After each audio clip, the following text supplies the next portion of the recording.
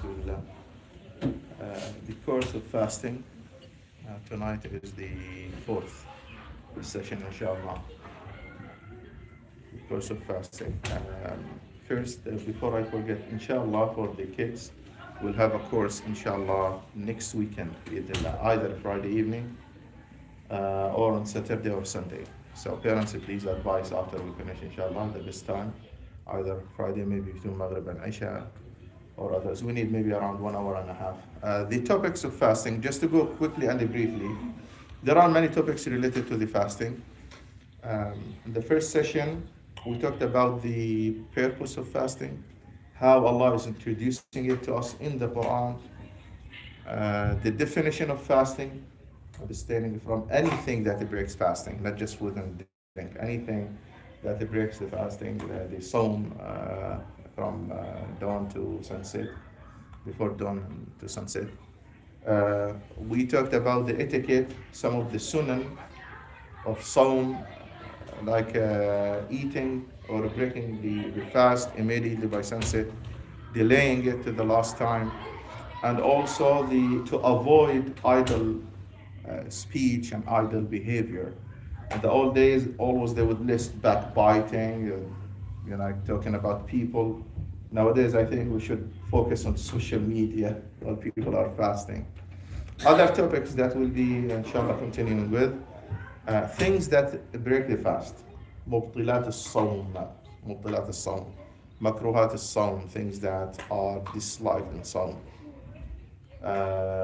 Among the things that we'll discuss, inshallah, how to determine the beginning of the month of Sawm and the end of it. Astronomical calculation or sighting, what are the requirements, local, not local.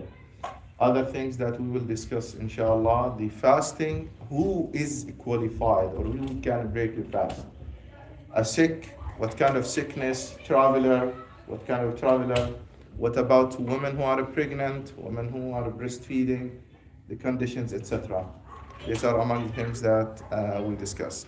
Another thing is for traveling nowadays, flying and traveling, fasting, especially when you are going east and the day gets shorter, or when you come to the west, the day gets longer. All of that is related to the ruling of Sawm. Among the topics that the scholars also discuss when it comes to Sawm is i'tikaf, rulings of i'tikaf. Among the topics, Taraweeh, rulings on Taraweeh. Among the things that they discuss also fasting, when they talk about the chapter of fasting and fiqh, they talk also about voluntary fasting. And nadr, Sawm al-nadr also, they discuss all of that.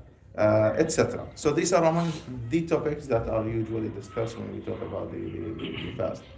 Now, there is something that we should understand. The ayat and the ahadith are limited, but the scenarios of people are unlimited. I repeat, this is the rule. The ayat, the number of the ahadith, and the number of the ayat that talk about fasting or related somehow to fasting are very limited. Okay? You open Sahih Bukhari, Sahih Muslim, other books of Sunan, Muwatta Imam Malik, you'll find all of the ahadith and opinions of Sahaba, very limited. But the scenarios of people are unlimited. Some of the new scenarios that we have in our time and they don't have in the old times, traveling in a plane, when the day gets shorter or longer. Someone breaks his fasting because it is Maghrib time. Then when he flies, he sees the sun. Right? In the old days, that will never happen. Right? He sees the sun. A blood transfusion, giving a blood or taking a blood. They have hijama in the past. They would discuss cupping. But nowadays, we have taken a small sample for testing, for lab work. Toothbrush, etc. So the scenarios of people keep changing while the ahadith and the ayat are limited. So in that case, what to do?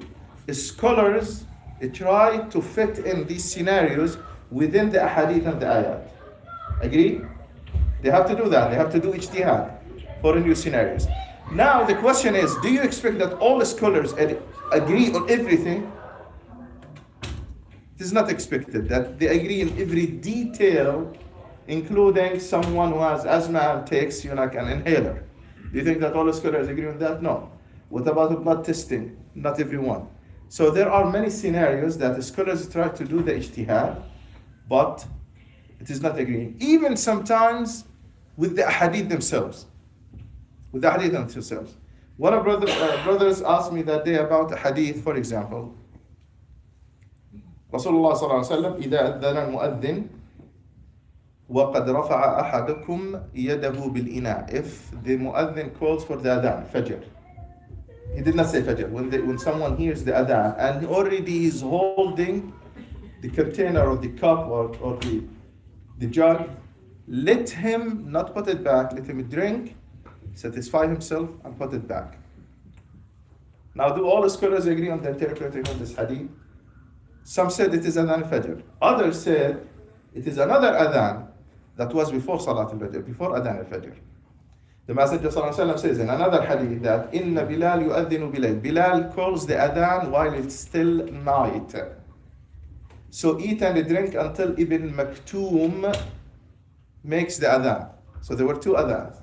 So when the Messenger ﷺ said, when you hear the adhan, don't put the cup or whatever before drinking. Does it mean you're like adhan fajr? So the mu'adhan, you know, and it is sure that he's making adhan fajr and still. It's not the case. It is, when the scholar said it is the first adhan. Or Rasulullah sallallahu alayhi wasallam knew that Abdullah ibn Maktoum, he was blind, by the way. He was blind, Abdullah ibn Maktoum. He would make the adhan a little bit early, 1 minute or two, like that. So the fajr is not determined. Some interpretation for it. So Bilal, that was the habit. So Bilal will go up to the minaret and he would call for the adhan. In the hadith, then he goes down and Abdullah ibn Maktoum goes up and he makes the adhan. This is what we say. So the difference, if you read the nas of the hadith, you say then it is just 1, 2 minutes, 3 minutes between the two. Actually, it's not the case. So Bilal will stay up and he will do dhikr and he will be watching for in the horizon, seeing the dawn. When it is the time for the dawn, he comes down, then Abdullah ibn Maktoum goes up. So there is a gap here. So this is how scholars, they fill in the gaps and they try to understand, even the hadith. So even in the hadith, sometimes you find different interpretations. Wallahu ta'ala alam. So what I'm teaching and I'm trying to follow is Matin Abi Shuja', one of the small textbooks that has been adopted by Shafi'i school of thought. So some of the details that we'll be mentioning, maybe you'll find other opinions and try to find other answers for them, prioritizing this hadith or that. But don't be confused, Islam is the same, the foundations are the same, agreeing on the hadith, but some details. Like when you travel, for example, or when you can use inhaler or cannot use. So these are very tiny things. But Islam, alhamdulillah, Muslims agree that you fast the month of Ramadan, they agree on that it is from dawn to sunset, they agree on Taraweeh, they agree on Salawat, they agree on all of that. But some details, it is expected that because the scenarios of people are unlimited, while the hadith and the ayat are very limited.